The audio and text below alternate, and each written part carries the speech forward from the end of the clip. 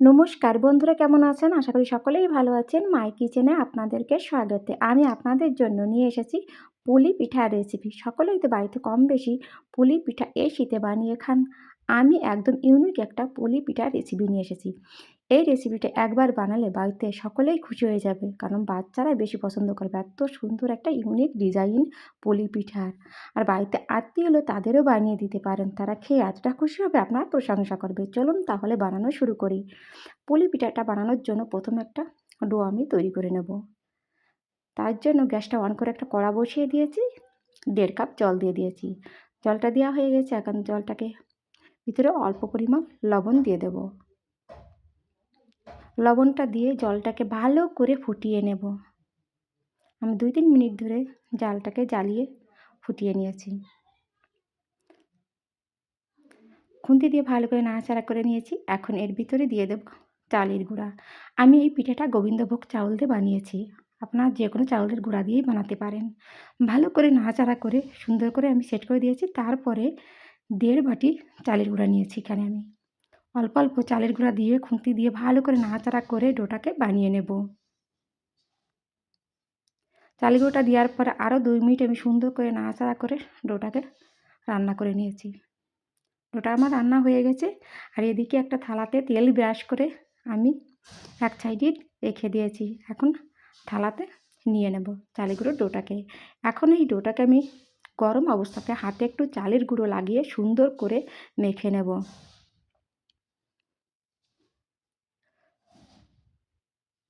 ভালো করে মেখে নিয়েছি। আমার ডোটা রেডি হয়ে গেছে। সুন্দর করে গোল বানিয়ে এটাকে 2-3 মিনিটের জন্য ঢাকা দিয়ে রেখে দেব। চলুন পিঠার পুরটা রেডি করি। তার জন্য গ্যাসটা অন করে একটা প্যান বসিয়ে দিয়েছি। প্যানটা গরম হয়ে গেছে। তারপরে 1 কাপ দুধ দিয়েছি। দুধটা দিয়ে ভালো করে নাড়াচাড়া করে নেব।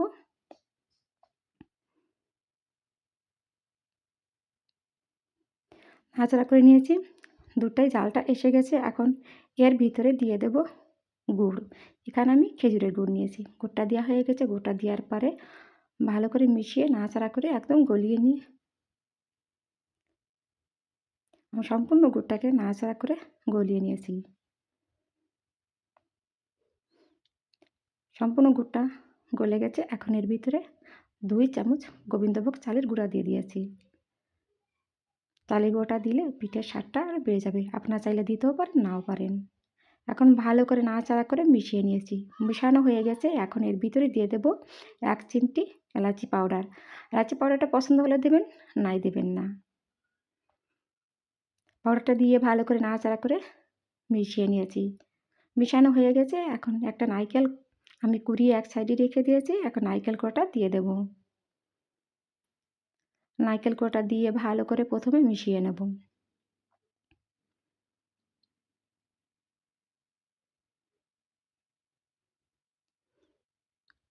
ভালো করে প্রথমে মিশিয়ে নিয়েছি। মিশানো হয়ে গেছে। এখন এটাকে গ্যাসের ফ্লেমটা লো রেখে 2-3 মিনিট ধরে এটাকে সুন্দর করে রান্না করে নেব।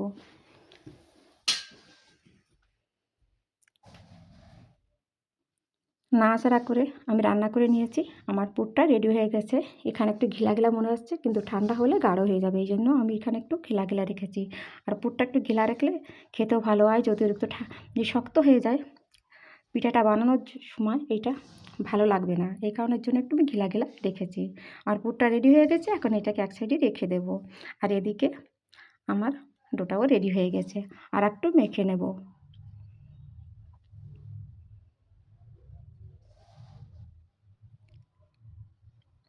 আমি আর একটু মেখে নিয়েছি।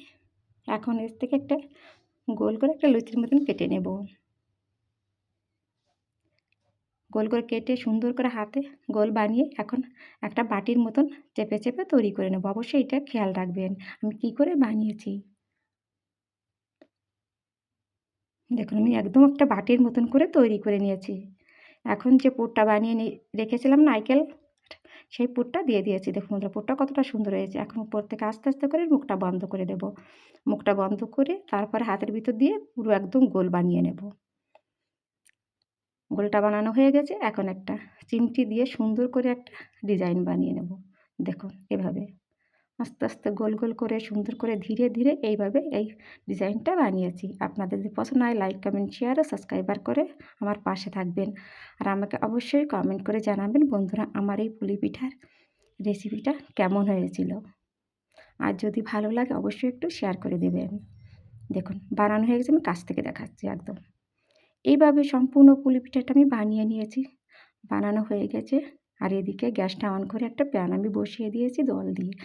জলটা গরম হয়ে গেছে।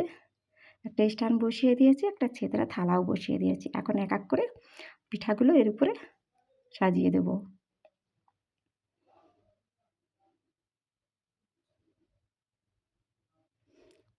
সম্পূর্ণ পিঠাটা দেওয়া হয়ে গেছে। এখন ঢাকা দিয়ে 10 মিনিট লো ফ্লেমে রেখে দিয়েছিলাম। দেখুন বন্ধুরা পিঠাটা কতটা সুন্দর হয়েছে। এখন একটু ঠান্ডা করে নেব প্রথমে, তারপরে একটা প্লেটে এক এক করে নামিয়ে আমি আপনাদেরকে দেখাচ্ছি। দেখুন ঠান্ডা হয়ে গেছে, প্লেটে সম্পূর্ণ পিঠেগুলো নামিয়ে নিয়েছি। আমার পিঠাগুলো নামানো হয়ে গেছে। এখন আমি একটা পিঠে থেকে আপনাদেরকে ভিতরটা দেখাচ্ছি। ভিতরটা কতটা সুন্দর হয়েছিল দেখুন। আমি যখন বানিয়েছিলাম আমার ছেলেটা যে এত খুশি হয়েছিল, মা এরকম পিঠে আবার বানাবে তাই বলেছিল। এই পর্যন্ত সকলেই ভালো থাকবেন বন্ধুরা।